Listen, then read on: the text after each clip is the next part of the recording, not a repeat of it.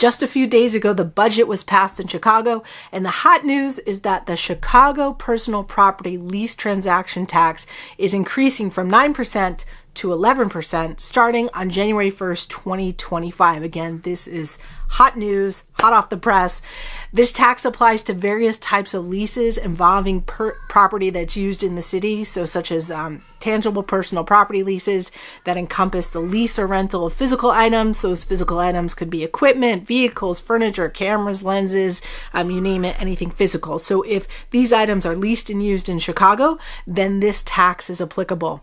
The tax also applies to non-possessory computer leases. So this refers to situations where a customer accesses a provider's computer to input, modify, or retrieve data without actually taking physical possession of the actual computer. So some common examples of this includes cloud services, software as a service, SaaS, probably familiar with that. That's a very popular way in which people now use software, and other types of remote computing services. So these leases are subject to this 11% tax when the customer is located in Chicago. Again, it's 9% now. It is switching over to 11% on January 1st, 2025.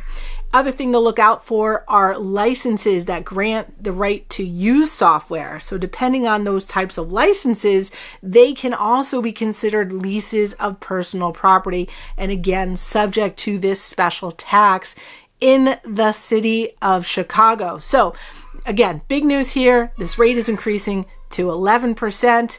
So you're going to want to make sure that you begin collecting this rate on your invoices, on your rental streams, starting on January 1st, 2025. Now, as always, you may want to reach out to your tax professional if you have more questions, and for a comprehensive list of all the details that relate to this tax and what it pertains to, also any updates, you should consult the City of Chicago's official resources. I will include potentially some links for you if I can here that will bring you to those resources. I hope this information was helpful for you and your business as you try to figure out this whole world of sales tax compliance.